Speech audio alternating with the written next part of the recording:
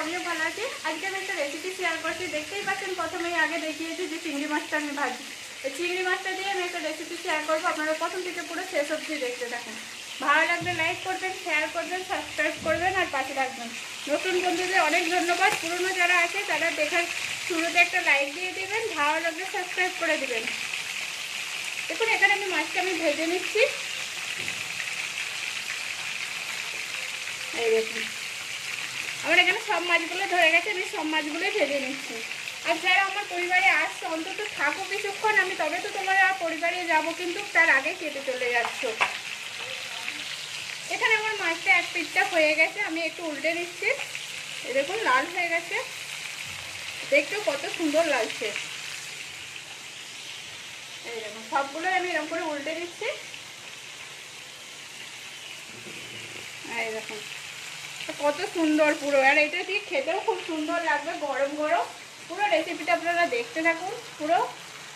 এই দেখুন এখানে আমার মাছগুলো পুরো ভাজা হয়ে গেছে লাল লাল করে। আমি এবার মাছগুলোকে তুলে নিচ্ছি।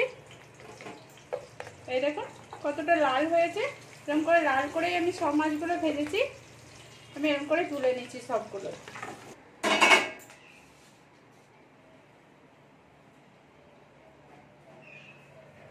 এখানে আমার মাছটা পুরো ভাজা হয়ে গেছে, আমি তুলে নিয়েছি। এবার তেলটা, যেই তেলটা আছে আমি সেই তেলটাতেই রান্না করব।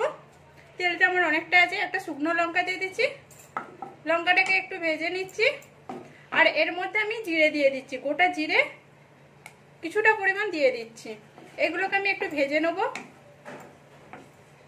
মাছের তেলটা কিন্তু ফেনা আছে, চিংড়ি মাছ ভাজলেই কিন্তু ফেনা থাকে। এই তেলটা দিয়ে মাছ অন্য সবজি রান্না করলে ভালো লাগবে না, ওই জন্য মাছটাই রান্না করে নিচ্ছি।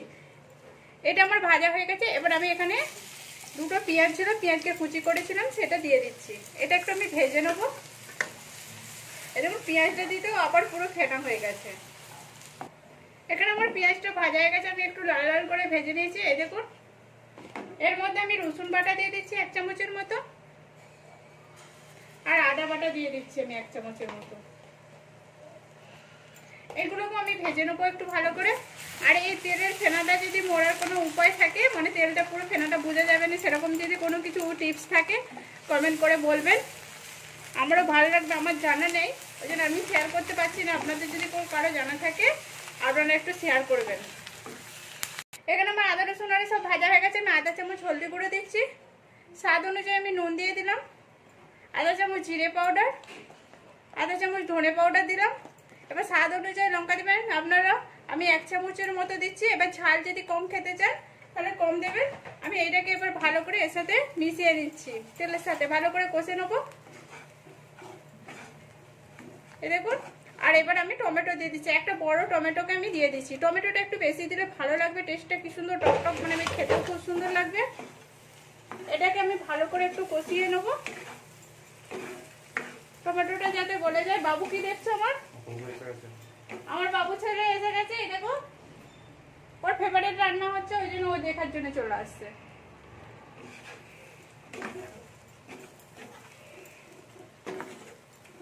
এটাকে আমি ভালো করে কষে নিচ্ছি। এখানে আমার মশলাটা হয়ে গেছে, মশলা থেকে তেল ছেড়ে দিয়েছে, আর কালারটাও কত সুন্দর আসছে। এবার আমি একটু জল দিয়ে দিচ্ছি, পরিমাণ মতো আমি জল দিয়ে দেবো। এবার যদি একটু বেশি কাই যায় তাহলে একটু জলটা বেশি দেবেন। আমি অল্প পরিমাণে দিচ্ছি, দিয়ে আমি এবার এটা একটু ঢাকা দিয়ে দেবো যাতে ফুটে যায়, জলটা একটু ফুটে যাও। এখানে আমার কাইটা পুরোটা ফুটে গেছে। আমি এর মধ্যে এবারে চিংড়ি মাছগুলো যে ভেজে রেখেছিলাম, চিংড়ি মাছগুলো দিয়ে দিচ্ছি। দেখুন সব চিংড়ি মাছগুলো আমি দিয়ে দিলাম, দিয়ে একটু ঘেটে দিচ্ছি। আর এর মধ্যে আরেকটা জিনিস দেবো, একটু গরম মশলা দিয়ে দেবো, 1/2 চামচের মতো আমি গরম মশলা দিলাম। গরম মশলাটা দিয়ে ভালো করে আমি ঘেটে দিচ্ছি, দিয়ে আমি ঢাকা দিয়ে দেবো আর একটু ফুটতে দেবো আমি। এখানে আমার পুরো কাইটা হয়ে গেছে, এরকম অনেকটা কমে গেছে। এবার আমি নামিয়ে নেবো, গ্যাসটা বন্ধ করে দিলাম, দিয়ে আমি নামিয়ে নিচ্ছি।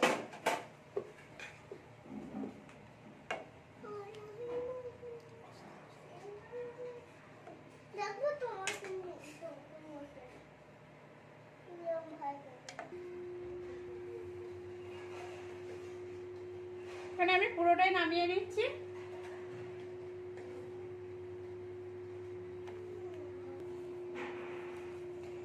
এবার উপর থেকে আমি কাইটা দিয়ে তুলে দিচ্ছি।